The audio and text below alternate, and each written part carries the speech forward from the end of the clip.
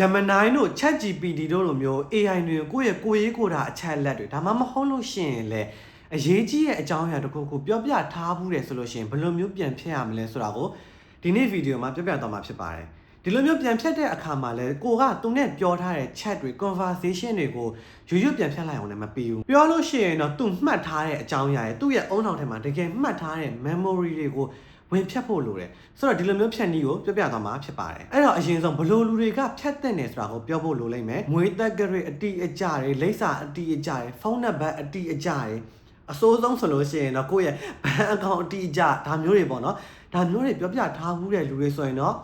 ချက်ချင်းဖြတ်တဲ့နေလို့ကျွန်တော်အကြံပေးတယ်အဲ့လိုမှမဟုတ်လို့ရှိရင်လည်းတစ်ခါတလေမှဒီ AI တွေကကိုယ့်ရဲ့အကြောင်းအရာတွေကိုမှားမှတ်ထားတာမျိုးတွေလည်းကြုံမှုတက်ကြတယ်ဘယ်လိုမျိုးလဲဆိုတော့ကျွန်တော်နာမည်ကဂျွန်မဟုတ်ဘူးပေါ့လေအသိသားကြီးပဲပေါ့ဒါပေမဲ့ Gemini ကကျွန်တော်ရဲ့နာမည်ကိုဂျွန်ဆိုပြီးတော့ထင်နေတယ်ကျွန်တော်ကတခုခုသွားလောက်ခိုင်းလိုက်တယ်ဥပမာ essay ရေးခိုင်းလိုက်တယ် CV ပြင်ခိုင်းလိုက်တယ်ဆိုလို့ရှိရင်ကျွန်တော်နာမည်ကိုဂျွန်ဆိုပြီးတော့အမြဲတမ်းရေးတယ်ကျွန်တော်ရှင်းပြတယ်ဘလို့မှရှင်းပြလို့မရဘူးကျွန်တော်နာမည်ကဂျွန်မဟုတ်ပါဘူးလို့ပြောရင် तू မှတ်ထားပါမယ်လို့တော့ပြောပေမဲ့နောက်နေ့ကျရင်အလိုလိုဂျွန်ဆိုပြီးတော့ပြန်ထင်သွားတတ်တယ်အဲ့လိုမျိုးအခါမျိုးတွေဆိုလို့ရှိရင်လည်း तू မှတ်ထားတဲ့မှတ်ဉာဏ်တွေmemory တွေကိုဝင်ဖြတ်ဖို့လိုကောင်းလိုလိမ့်မယ်အဲ့တော့ဒါကဘလို့လူတွေဖြတ်တဲ့နေဆိုတာကိုပြောပြသွားတာဒါပေမဲ့ဒီလိုမျိုးဖြတ်တာကလည်းဖြတ်တိုင်းကောင်းတာတော့မဟုတ်ဘူး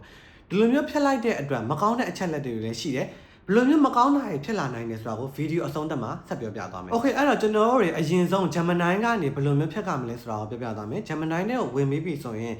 ဘယ်ဘက်အပေါ်တော့မှာမြင်းချောင်းလေးနှစ်ချောင်းရှိမယ်ဒါကိုနှိပ်လိုက်မယ်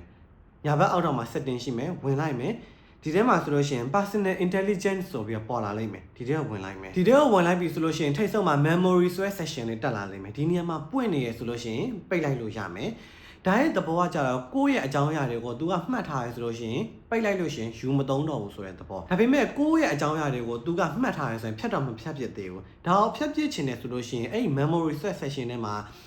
manage and delete ဆိုတဲ့စာတန်းတိတိလေးရှိရဲအဲ့ဒါလေးကိုနှိပ်လိုက်မယ်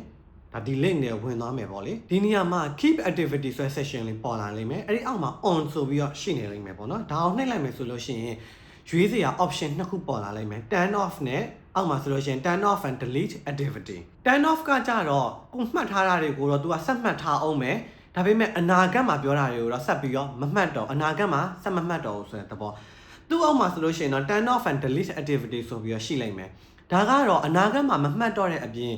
်ရှိပြီးသားအကြောင်းအရာတွေရှိပြီးသားမှတ်ထားတာတွေကိုပါ तू ကဖြတ်ပြစ်မယ်ဆိုတဲ့သဘောဒါပေမဲ့ဒီနေရာမှာအရေးကြီးပြောစရာရှိတာကကြတော့ turn off and delete activity အောက်က option ကိုနှိပ်လိုက်မယ်ဆိုလို့ရှိရင် Gemini နဲ့ကိုနဲ့ပြောထားတဲ့ conversation တွေအကြောင်းအရာတွေ chat တွေအကုန်လုံး तू ကဖြတ်ပလိုက်မှာဒီလိုမျိုးဖြတ်လိုက်တယ်ဆိုလို့ရှိရင်လည်းဘလို့နည်းနဲ့မှပြန်ယူလို့မရတော့ဘူးအဲ့တော့ကိုက Gemini နဲ့ပြောထားတဲ့ထဲမှာမပြတ်စေခြင်းတဲ့အရာတွေအရေးကြီးတဲ့အကြောင်းအရာတွေရှိရဆိုလို့ရှိရင်ဒီအောက်ကဟာကိုမနှိမ့်နဲ့အဲ့လိုမှမဟုတ်လို့အကုန်လုံးကိုဖြတ်ပြစ်ချင်တယ်သူ့ကိုတခုမှမမှတ်ထားစေချင်တော့ဘူးပြောထားတဲ့ chat တွေရောအကြောင်းအရာတွေအကုန်ဖြတ်ပြစ်ချင်တယ်ဆိုရင်အောက်ကဟာကိုနှိပ်လိုက်လို့ရမယ်နောက်နှိပ်လိုက်မယ်ဆိုလို့ရှိရင် तू တေးကြလားပြန်ယူလို့မရတော့ဘူးเนาะဘာညာပေါ့နော်ဒါရေး तू warning နေပေးလိုက်မယ်ဒီအောက်မှာ next ဆိုပြီးတော့ဆက်နှိပ်သွားပြီးတော့ဖြတ်လိုက်လို့ရတယ်ဒါက Gemini ကမှတ်ထားတဲ့ကိုယ့်ရဲ့ကိုယ်ရေးကိုယ်တာအချက်လက်တွေကိုဖြတ်နီး Gemini ပြီးတော့လို့ရှိရင် ChatGPT လည်းခက်စင်စင်မဲ့ application နဲ့ဝင်လိုက်ပြီးတော့ရင်ဘယ်ဘက်အပေါ်တော့မှာမြင်းချောင်းလေးနှစ်ခုရှိမယ်ဝင်လိုက်မယ် setting နဲ့ဝင်လိုက်မယ်ဒီနေရာမှာတော့နည်းနည်းလေးကွဲသွားပြီ memory တွေဝင်လိုက်မယ်